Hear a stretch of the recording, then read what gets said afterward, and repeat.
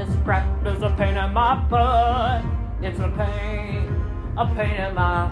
This crap is a pain in my butt. It's a pain in my butt. Let's go. Hello, I am blah, blah, blah, and this is the blah, blah, blah, blah, blah, blah, blah, nobody cares. So for those of you who are just tiptoeing into the Mandalorian franchise and are confused about season 3, these episodes are meant to like mix and mingle with the Boba Fett episodes. So finish 1 and 2 of Mandalorian, seasons 1 and 2. Then hop over to the Boba Fett, the Book of Boba Fett, watch that. Then come back and watch season 3, because it will explain what's happened between the end of season 2 and the beginning of season 3. That's a little pro tip. Follow me for more life advice. I was straight up shocked. I was shook to find out that not many people are watching The Mandalorian. And I'm not even a Star Wars fan. I mean, I love an Ewok. I love Chewie, but I ain't standing in line for nothing. So, I'm not a Star Wars super fan. And The Mandalorian is the best show on Disney+. I can guarantee this.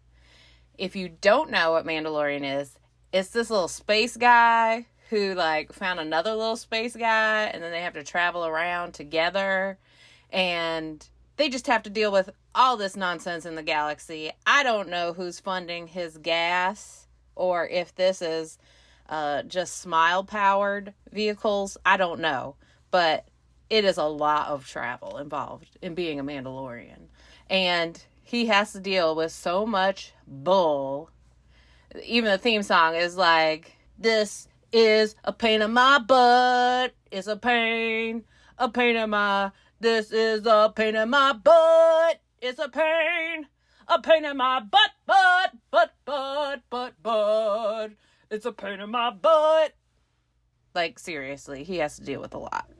And when I say this man is busy, I mean, I have not seen this man eat anything, and it's been like 3 years. He's fighting using all this energy. If we were just thinking in Street Fighter terms, that bar of energy is down low.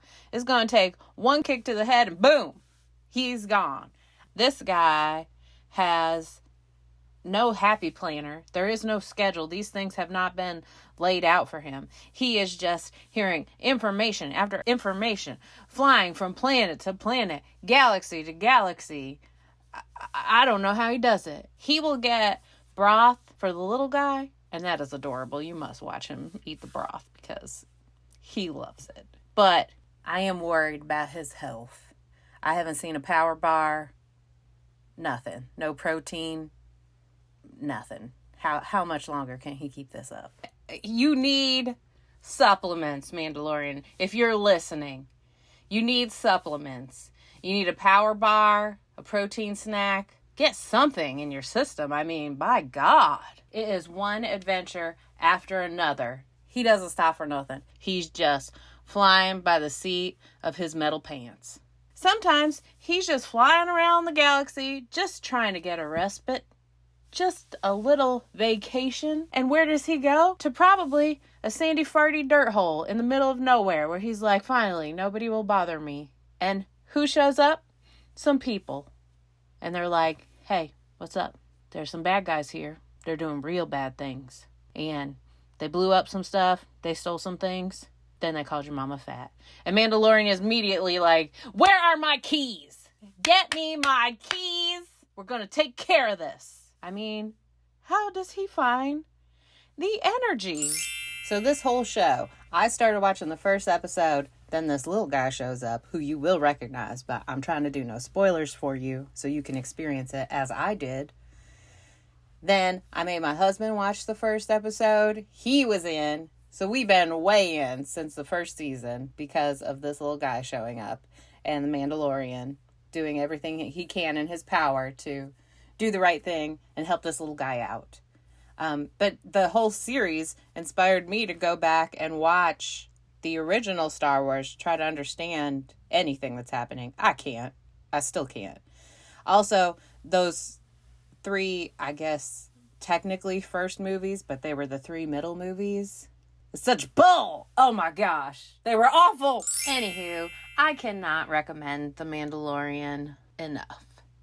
You are missing out if you are not watching this. And I know this because everybody that I encounter in my friends and family who says, I haven't watched Mandalorian. I'm like, sit down right now. Like, enough is enough. And I've got at least 4 people to sign up for Disney Plus because they got hooked on The Mandalorian. And then they want to know what's happening in the book of Boba Fett. And then they want to know what's happening with Obi-Wan.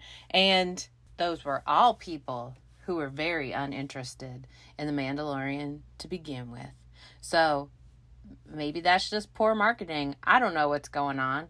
It is a fabulous series worthy of your time. And you want to know what I can guarantee you? You will either be all in on this or not in at all if you just watch the first episode. So allow 45 minutes of your life to be dedicated to this one episode of Mandalorian and see if you have a new favorite thing in the galaxy.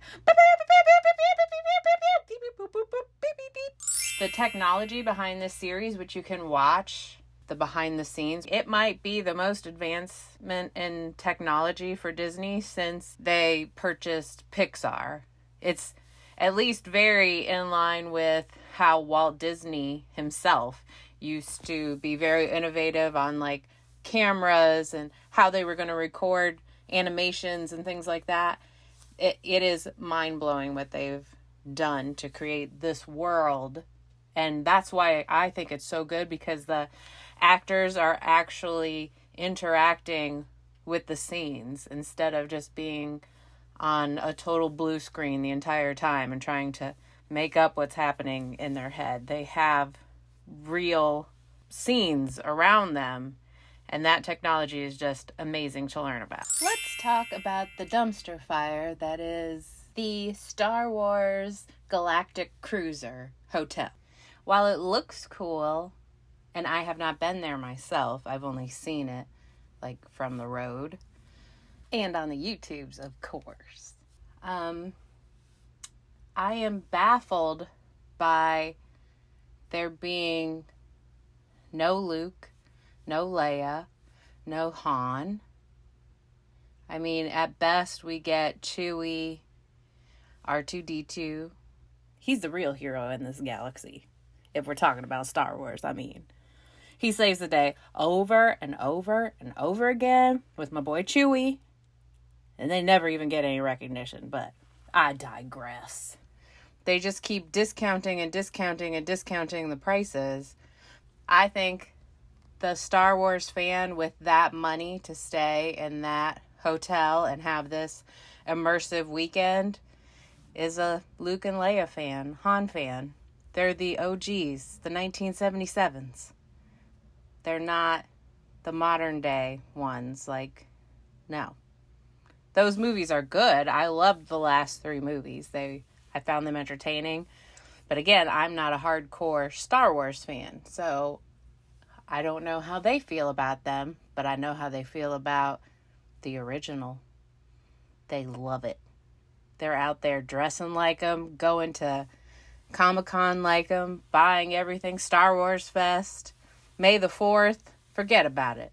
So just give the people what they want. That's what I think. What do you guys think? Personally, I think it would be much cooler if throughout the year, like every quarter, the time period changes on the Halcyon, Galactic Starcruiser, whatever it's called. So at the beginning of the year, you'd probably see like a young Luke and Leia and Han. And of course, Darth Vader walking around, terrifying. Yikes. Master Yoda ping-ponging all around. Pew, pew, pew, pew, pew, pew. And then in the spring, it would be Jedi Luke. Maybe there's a Jabba at some point sitting in like the dining hall looking over his minions. Ew. But I think some people would be there for it. Boba Fett. Boba Fett.